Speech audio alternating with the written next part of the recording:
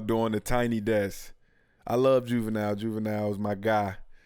I had his first album anyway. So, story time. It's the 25th anniversary of Back That Ass Up. I remember when I'm telling you, I remember when it dropped. That shit had parties in a chokehold. It's like, soon as you hear that doom, doom, soon as you hear them violins, you are in a frantic, just like search for some ass to get on. That's how the parties was when Back That Ass Up first came out and got popular. It's like soon as you heard them fucking violins, you're looking around. And it was crazy because all the niggas in the parties was doing the exact same shit. So if you ain't get a girl ASAP, you just, man, you running around the goddamn party house or the house parties looking crazy trying to get up on some ass. And sometimes you just had to get on something. No way you could not be on no ass when Back That Ass Up first came out. I don't care what nobody say. If you want on ass, you was the loser. Loser. Big L. And I ain't talking about the rapper. So, that song kind of is still iconic to this day. It's crazy that it's as iconic 25 years later as it was when it first started. So, anywho, maybe a year into when it dropped and really when it was still everywhere. So, weekends, me and the fellas used to get up. We used to try to find places where we could be by ourselves. So, my grandma used to stay around the corner from us. She stayed on top of a record store, like maybe a couple blocks away, somewhere I could walk. And my grandma was like the treasurer of a CME church. So she used to go to like conferences all the time. And story time, I'm come back to this one because it's a bunch of stories at grandma's house. So grandma used to go to conferences all the time. My grandma wasn't married, nothing, she stayed by herself. So when my grandma used to go out of town for these conferences, and RIP grandma, I knew you knew we was coming to the crib, but I'm sorry, I apologize. I apologize. But we used to break in my grandma's house. I ain't gonna say we either. I'm gonna incriminate myself. I used to break into, because I ain't have a key to my grandma's house. Ain't no way she was giving us. My mom had a key, but I couldn't get the key from my mom because she knew we'd be on some bullshit. So I would have to tell my mom, I'm about to go over Po crib for the weekend. We're going, and my mom trusted us because she knew we weren't gonna do too much.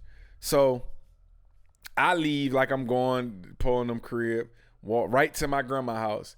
And you know, just to break in my grandma's house, it wasn't you just go in the first floor window.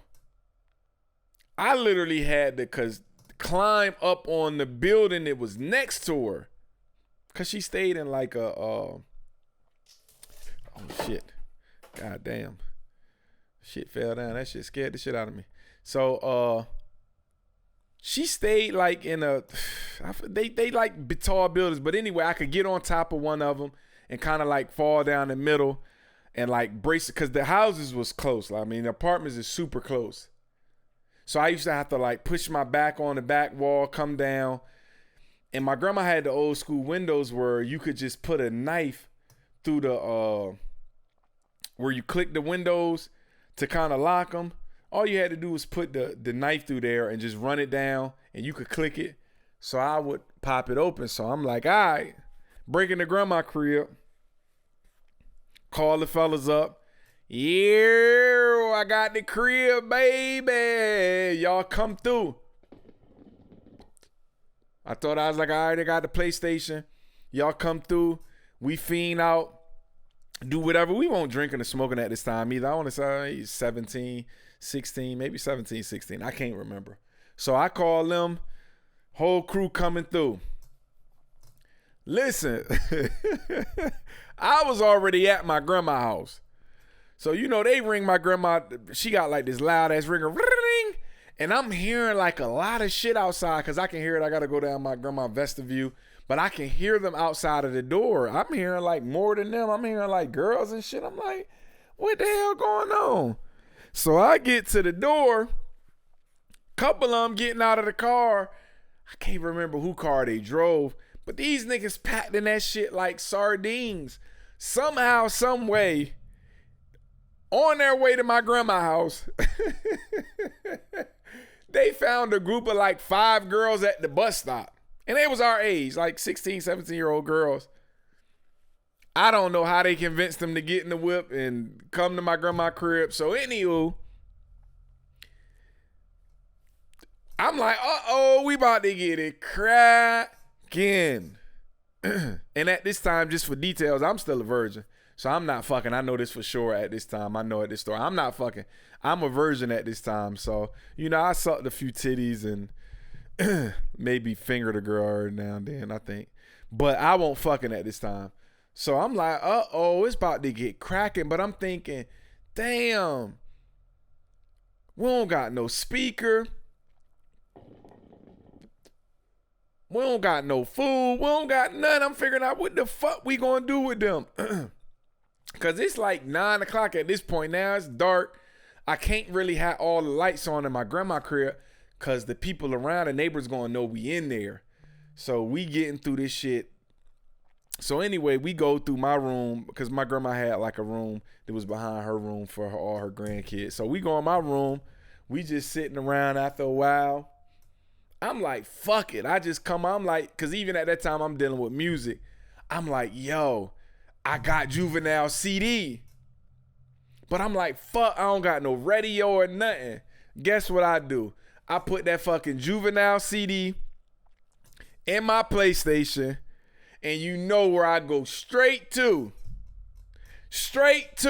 Back that ass up, boy. When I tell you, and listen, we was regular with the Janks for like 30, 40 minutes. It was like on some weirdo shit. We all just sitting around looking at each other like trying. We ain't even get to really know him for real. But I come up with the great idea. I don't know why I had Juvenile at the time either. I put that shit on, and when I tell you that shit got the whole boy, and it was funny because it was even numbers. It was just enough girls for just enough boys, but we dancing. And listen, I'm not even realizing there's a repeat button up there.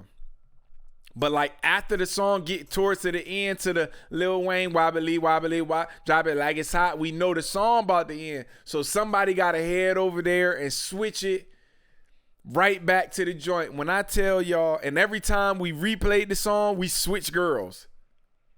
When I tell y'all though, and this is no fucking lie, God can strike me dead if I'm lying, we repeated that fucking song at least 60 times. We listened to that song 60 times straight, dancing with them girls. I'm not lying. It was like it was every time it came on, them girls threw it harder. They didn't get fucking tired. We literally listened to, and my niggas gonna laugh when they hear this story. It's funny as hell. We listened to Back That Ass Up 60 fucking times with them girls. Shit was crazy. It was a lit night though. I didn't fuck nothing that night. I can't remember. No, ain't nobody else fucked nothing that night either. Cause I won't let nobody go in my grandma's room.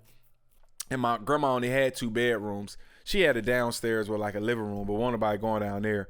Cause I was trying to keep everybody in one spot so I could clean it up so my grandma wouldn't know nothing going on. Ain't nobody fucked that night. Just so y'all know, cause I know somebody gonna add with it. Nah, ain't nobody fucked. But we had a great fucking time. That's what I'm trying to tell y'all. We was young niggas just innocent.